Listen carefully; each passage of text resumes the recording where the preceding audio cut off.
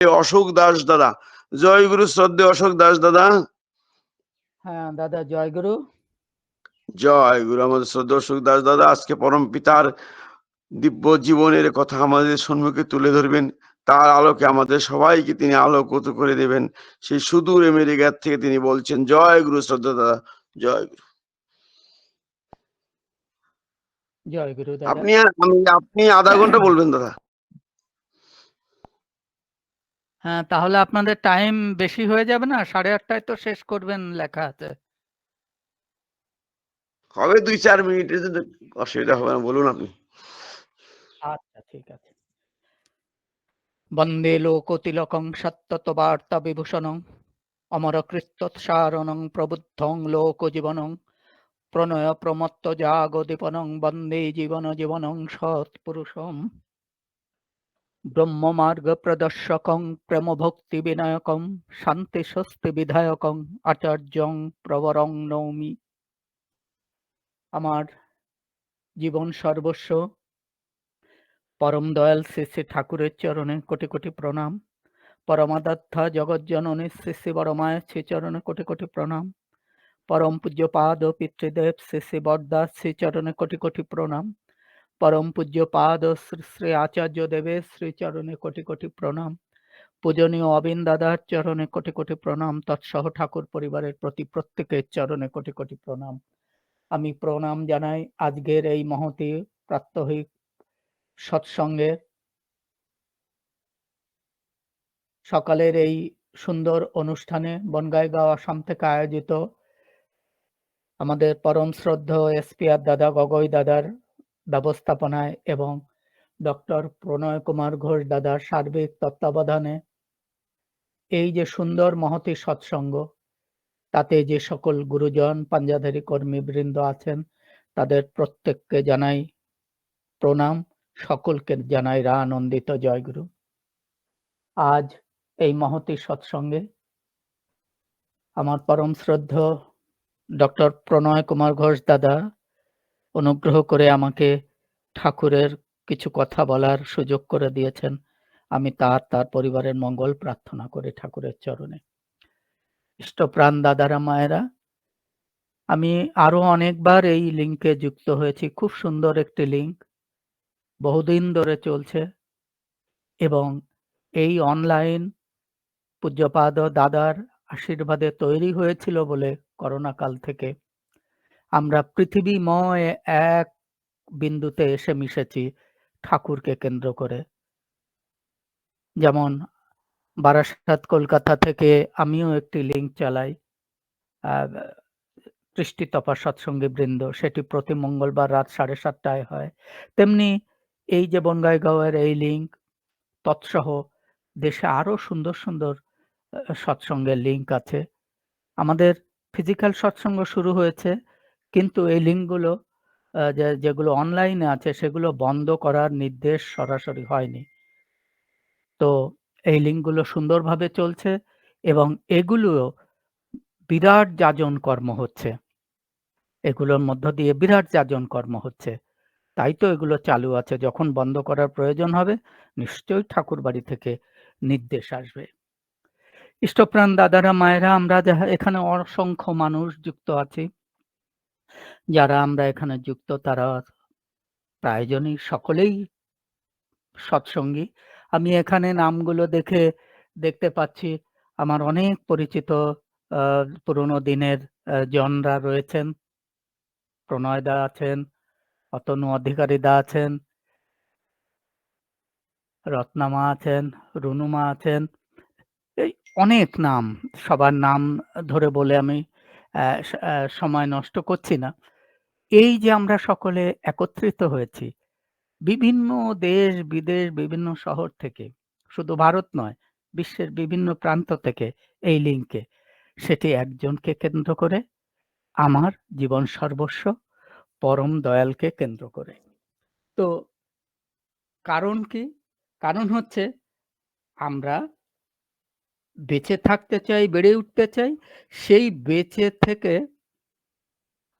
বেড়ে উঠতে হলে কিভাবে আমরা বেঁচে থাকবো, বেড়ে উঠবো, তার যে পথপ্রদর্শক সেই গাইড, সেই পথপ্রদর্শন যিনি করেন, সেই ঠাকুরকে অর্থাৎ ভগবানকে আমরা জীবনে আমার জীবন দেবতা রূপে গ্রহণ করে, পথ প্রদর্শক রূপে গ্রহণ করে তার নীতিবিধান মেনে আমি নিজেকে সুন্দর করে তোলার চেষ্টা করছি।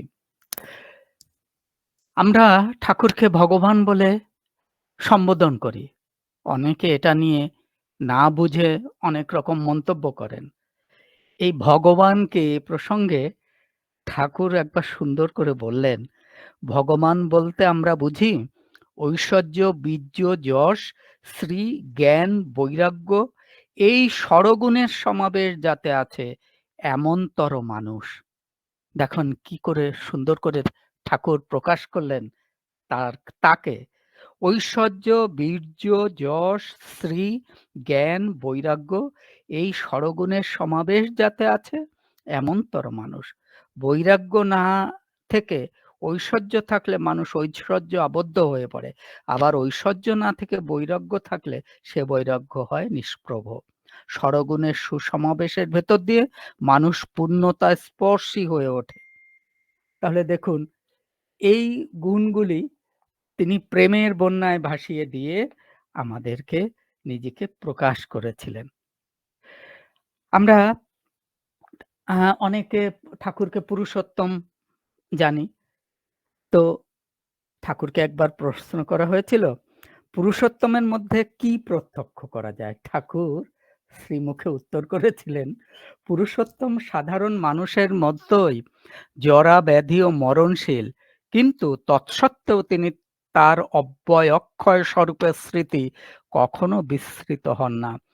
তাই তিনি খর অর্থাৎ নাশশীল হয়েও তার অতীত, আবার অক্ষর পুরুষের যে অব্যক্ত অবস্থা তার থেকে অক্ষরত্বের বাস্তব চেতন বিগ্রহরূপী পুরুষোত্তমের ব্যক্ত সত্তা ঢের বেশি গুরুত্ব ও তাৎপর্যপূর্ণ। ফল কথা, পুরুষোত্তমের আবির্ভাব যখন হয় তখন তার মধ্যে যুগপৎ জীবের শ্রেয় আকুতির চরম বিকাশ ও ঈশ্বর ধারণ পালনে সম্বেগের পরম প্রকাশ একাধারে প্রত্যক্ষ করা যায়। পুরুষোত্তম মানে দ্য বেস্ট ফুলপিলার, অর্থাৎ সর্বোত্তম পূরণকারী। তো তিনি অনেকভাবেই অপ্রকাশিত থেকে নিজেকে প্রকাশ করেছেন। যারা তাকে স্মরণ মনন করেন তারা তা বুঝতে পারেন। আমরা এই সৎসঙ্গী হিসেবে আমাদের যা করণীয় সে আমরা সকলেই জানি। যজন যাজন, ইষ্টভৃতি, সস্তয়নী, সদাচার, সকাল সন্ধ্যা প্রার্থনা, সর্বক্ষণ নামময় থাকা, সময় মতো ইষ্টভৃতি ইষ্ট সকাশে প্রেরণ করা, এই করণীয়গুলো এবং যথাসময় আচার্য নির্দেশ তথা ঠাকুরের নির্দেশ মেনে চলা। তো আমরা সেগুলো যে যেমন পালনে ব্রতী এবং যে যেমন করে তার নীতিবিধান মেনে চলতে পারি সে ততটুকু হয়ে উঠতে পারে। তাই তো ঠাকুরের যে বিধান সেটার মূল কথা হচ্ছে করো, হও, পাও। ঠাকুর কৃপার একটি সুন্দর সংজ্ঞা দিলেন। আমরা কৃপা মানে অনেক কিছু বুঝি। ঠাকুর সংক্ষেপে বললেন কৃপা মানে করে পাওয়া। কি সুন্দর ব্যাখ্যা। তো এই যে ছোট ছোট তুকগুলো, এই তুকগুলো আমাদের জীবনের নিজের জন্যে, নিজের শান্তির জন্যে, নিজেকে শান্ত করার জন্যে, নিজে সুন্দর হয়ে ওঠার জন্যে, আর সাথে পরিবারের সকলে, পারিপার্শ্বিক দেশ দশের সকলের মঙ্গলের জন্য, নিজেকে সুন্দর করে তোলার জন্যে, সকলকে নিয়ে ভালো থাকার জন্য অত্যন্ত প্রয়োজনীয়। তো এই যে জিনিসগুলি আমরা পরিপালন করার জন্যে আমরা নাম ধ্যান করি, তারপর যে এই ইষ্টকে গ্রহণ করে ইষ্ট পথে চলার চেষ্টা করি। ঠাকুরকে একবার প্রশ্ন করা হলো, ঠাকুর জীবনে ইষ্ট না থাকলে কি অবস্থা হয়? ঠাকুর উত্তরে বললেন খুব সুন্দর করে, গানের ভঙ্গিতে প্রথমে বললেন, যার যাকে লাগে ভালো তারে ভজুক তারা গো, আমার কিন্তু লাগে ভালো শচীর দুলাল গোরা গো। তারপরে তিনি আবেগভরে বললেন, আইডিয়াল না থাকলে ইগো প্যাশন রেস্ট করে ইগো প্রবৃত্তি ঝোঁকা হলে মানুষ হুইমজিক্যাল অর্থাৎ খামখেয়ালি হয়। সে যে কখন কোন দিকে যাবে, কাকে কি করবে, আর নিজেকেও কোন অবস্থার মধ্য দিয়ে নিয়ে ফেলবে তার ঠিক নেই। তাই আদর্শে যুক্ত হলে মানুষ ওয়াইজ মানে প্রজ্ঞাবান, সুইট মধুর, গ্রেভ গম্ভীর, স্ট্রং শক্তিমান, আর প্যাশন প্রবৃত্তিগুলি ইষ্টেরই সেবা করে। সে সুন্দর মানুষ হয়ে ওঠে। কি সুন্দর করে বুঝিয়ে দিলেন ঠাকুর। যাই হোক, এতক্ষণ সেই প্রার্থনা, তারপর নাম জপ, অমিয় গ্রন্থাদি পাঠ, সুন্দর ভজন কীর্তনের মধ্য দিয়ে আমরা এত দূরে গিয়ে এসছি। আমাদের আহ, সুযোগ্য সঞ্চালক দাদা খুব সুন্দর করে সঞ্চালনা করছেন, এবং আমরা বহু মানুষ এখানে যুক্ত হয়ে প্রভুর চরণতলে নিজেকে তৈরি করার চেষ্টা করছি। ঠাকুরকে একবার প্রশ্ন করা হলো, ইষ্ট কে? ঠাকুর বললেন, যার আধিপত্য আমাতে থাকার দরুন জগতের যা কিছু বোঝা যায়, জানা যায়, সত্তানুপোষণী করে নিয়ন্ত্রিত করা যায়, ও সেসবের উপর আধিপত্য বিস্তার করা সম্ভব হয়, এবং যাকে নিয়ে, যার দ্বারা বিশ্ব ব্রহ্মাণ্ডের অনন্ত বৈচিত্র্যের স্ববৈশিষ্ট্য সঙ্গতি আমার কাছে উদ্ভাসিত হয়ে ওঠে, সেই তিনিই হলেন আমার ইষ্ট, আমার ভগবান, আমার ঈশ্বর। তাহলে তপস্যা বা আরাধনা কি? ঠাকুর বললেন, আরাধনা মানে সম্যক প্রকারে নিষ্পন্ন করা, আর তপ মানে সেই পথে বাধা বিঘ্নকে অতিক্রম করতে গিয়ে এফোর্টের দরুন যে তাপের সৃষ্টি হয় তাই। তো আমরা এই যে নামময় থাকি, ঠাকুর বললেন নামে মানুষকে তীক্ষ্ণ করে, আর ধ্যানে মানুষকে স্থির ও গ্রহণক্ষম করে। তাই আমাদের নামময় থাকা লাগে এবং ধ্যান করা লাগে। তো ধ্যান কেমন করে করতে হয় সেটা আমাদের ঋত্বিক দাদারা আমাদেরকে বুঝিয়ে দেন। আমরা যারা পুরোপুরি জানি না, তারা তাদের কাছ থেকে জেনে নিলে ভালো হয়। দেখুন, ঠাকুরকে পুরো বুঝতে গেলে, অনুভব করতে গেলে, ঠাকুরকে হৃদয়ে প্রতিষ্ঠা করতে গেলে, আমাদের ঠাকুরময়তা বাড়াতে গেলে নিজের দেহ মনকে পবিত্র রাখা খুব দরকার। আমরা জানি ঠাকুর দীক্ষা, শিক্ষা এবং বিবাহের উপর অত্যন্ত জোর দিয়েছেন। তো এই ঠাকুরের নীতিবিধান মেনে নিজেকে, পরিবারের সকলকে, পারিপার্শ্বিককে নিয়ে সুন্দরভাবে চলতে গেলে নিজেকে তো আগে প্রস্তুত করতে হবে। তো নিজেকে প্রস্তুত করতে গেলে এই যে যে বিধানগুলো বলছিলাম পঞ্চনীতি সৎসঙ্গে, তার মধ্যে একটি হচ্ছে সস্তয়নী, আর একটি সদাচার। এ দুটো শুধু ইষ্টবৃত্তি করলে হবে না, এগুলো মানতে হবে।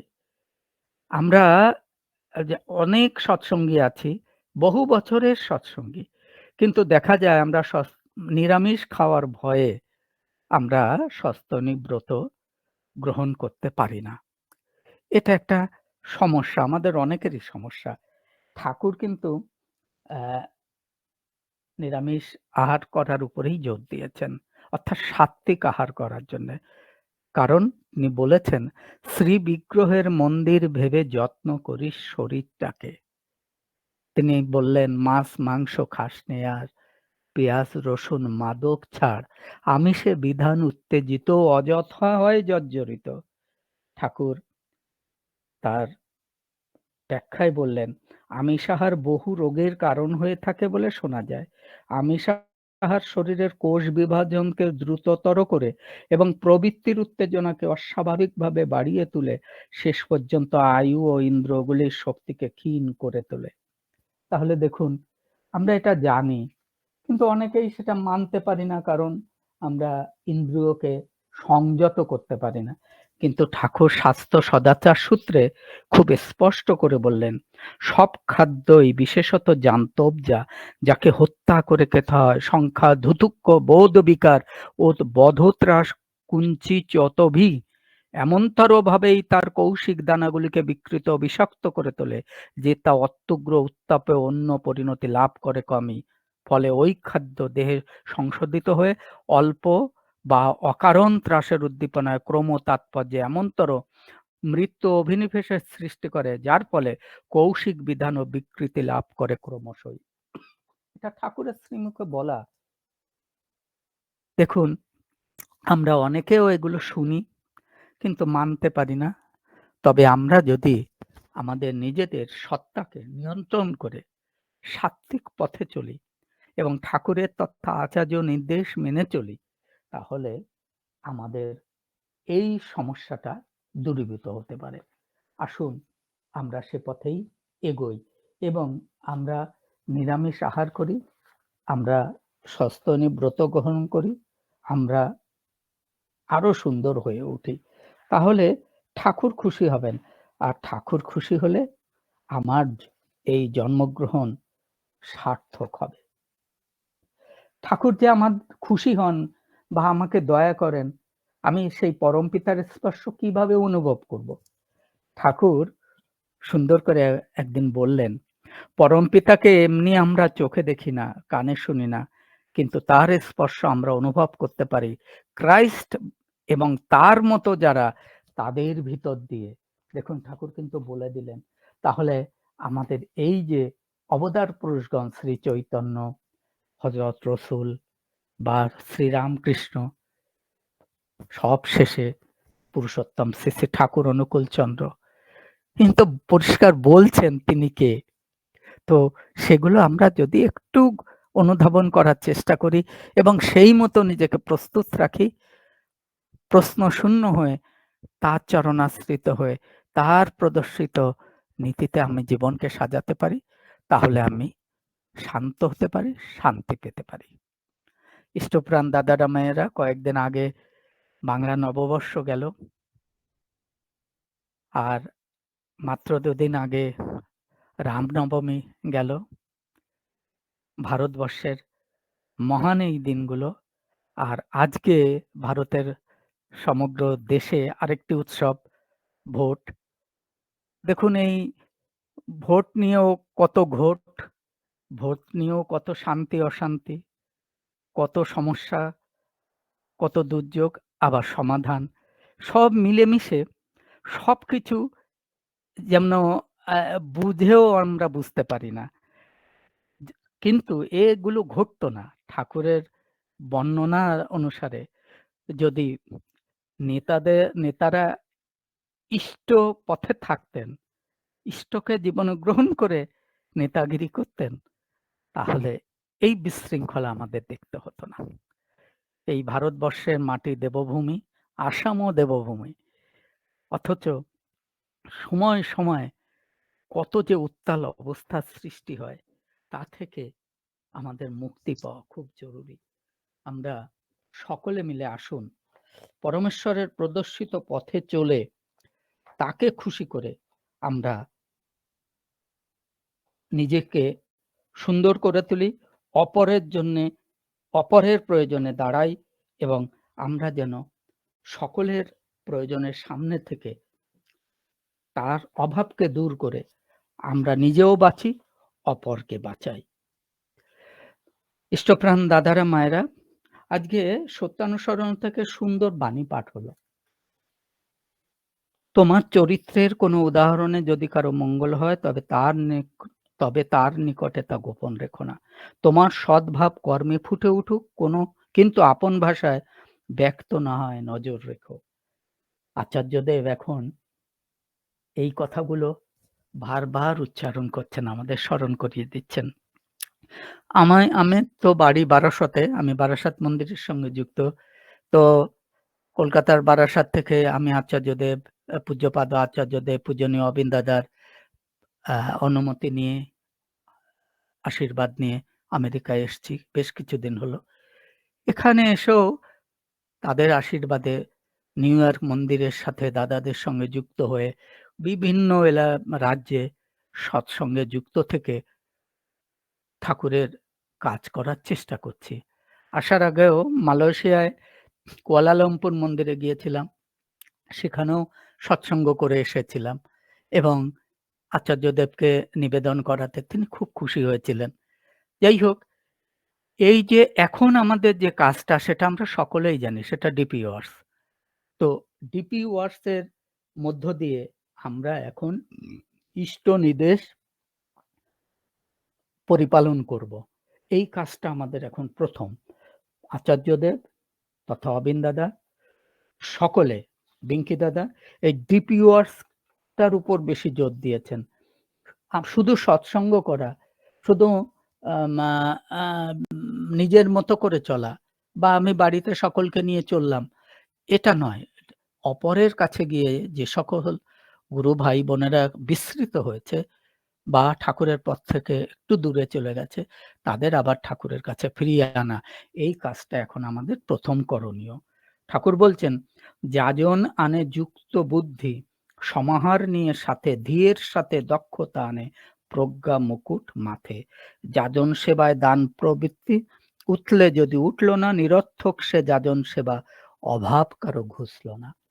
তো এই যাজন আমার জন্যে, যেমন আমরা জানি বরদাকে ঠাকুর প্রশ্ন করেছিলেন, সবাই সম্ভবত মায়ামা ঠাকুরের যে সেবিকা ছিলেন একজন, তাকে তিনি ঠাকুরকে একদিন বলছিলেন, ঠাকুর আন্য যে এত বাণী দেন এ কার জন্য দেন?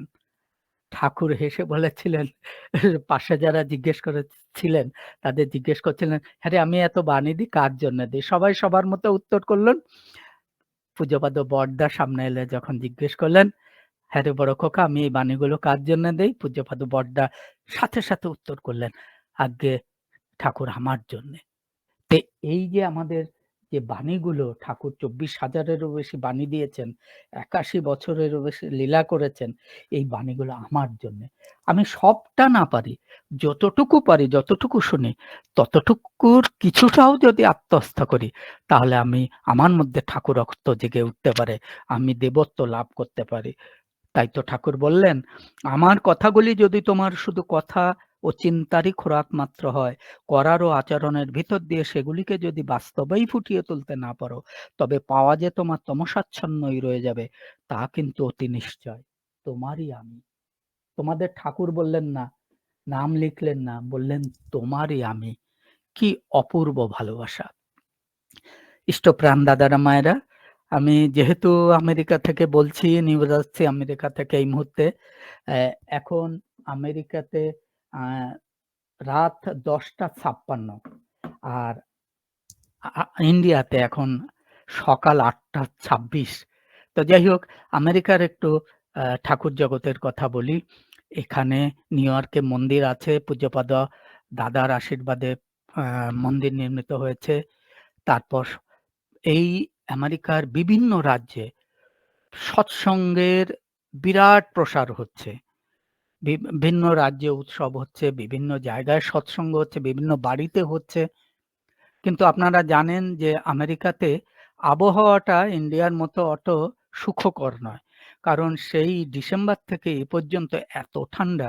আজকে যেমন আমার মনে হয় যে ভারতে এই মুহূর্তে 30 থেকে 40 ডিগ্রি স্থানভেদে তাপমাত্রা।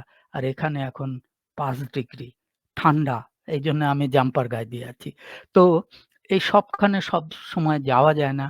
তারপর ওখানকার মতো এইরকম যখন তখন যার তার বাড়িতেও যাওয়া যায় না। এখানে মানুষ কর্মময় জীবন যাপন করে, তাদেরকে সময় বের করে একত্রিত করে এক জায়গায় করা কঠিন। তার মধ্যেও পূজনীয় অবিন দাদার আশীর্বাদে বিভিন্ন রাজ্যে ফ্রি কিচেন, অর্থাৎ এদেশের যারা গরিব মানুষ তাদেরকে ঠাকুরের মহাপ্রসাদ বিতরণের ব্যবস্থা হয়েছে এবং মাঝে মধ্যেই সেটা অনুষ্ঠিত হচ্ছে, সৎসঙ্গের বাইরেও, দীক্ষা কাজের বাইরেও, যাজন কাজের বাইরে গিয়েও। এবং আমেরিকান জাত ধর্ম নির্বিশেষে বহুজন তাতে সেই প্রসাদ গ্রহণ করে ধন্য হচ্ছে। ঠাকুরের প্রতি তাদের আগ্রহ বাড়ছে। ইষ্টপ্রাণ দাদারা মায়েরা, আমার জীবনে যেটুকু পাওয়া সেটুকু সবই পরমদয়াল শ্রী শ্রী ঠাকুর তথা আচার্যদেবের আশীর্বাদেই। আমার দাদু অবিভক্ত 24 পরগনা জেলার প্রবীণতম ঋত্বিক ছিলেন। আমার মায়ের বড় মামা বিনোদ বিহারী দাস। তো তার কথা আমি উড়িষ্যার প্রবীণ ঋত্বিক দাদাদের কাছ থেকে এখনো শুনি। তাদের সাথে কথা হলে বলেন, এমন ছিলেন ঠাকুরের প্রিয় তিনি, একদিন তিনি আগে তো ওই বোচকা পেটরা নিয়ে বগলে করে ঠাকুর বাড়ি যেতে হতো, শুয়ে থাকতে হতো মেঝেতে। তো একদিন তিনি দুপুরের দিকে পৌঁছাচ্ছেন, ঠাকুর তখন উঠে দাঁড়িয়েছিলেন, প্রস্রাব করতে যাবেন। হঠাৎ দাদুকে দূর থেকে আসতে দেখে বসে পড়লেন। তারপর দাদু কাছে গিয়ে প্রণাম করে মাথা তুলতেই বললেন, আজ্ঞে বিনোদদা, আমি তাহলে এখন মুততে যাই। আমার দাদু মাথা তুলে অবাক হয়ে বললেন, আজ্ঞে আপনি আমার জন্য প্রস্রাব করতে যাননি? ঠাকুর বললেন, আপনি কত কষ্ট করে আইলেন বিনোদদা, আমি কি করে যাই?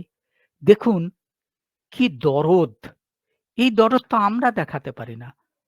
আমি দাদুর মুখ থেকে শুনেছিলাম, ঠাকুর সান্নিধ্যে গেলেই ঠাকুর বলেন, যা খাইয়া আয়। এই যে দরদ, মায়ের মতো দরদ।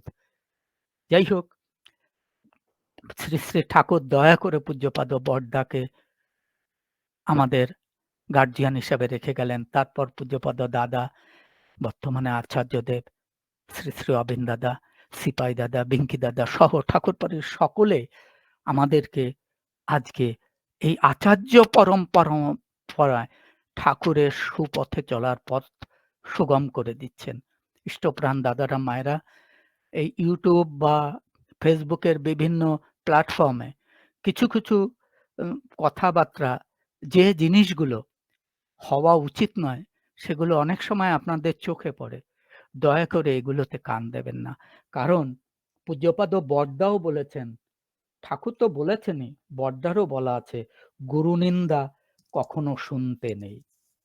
তাই আসুন একসাথে আমরা গেয়ে উঠি,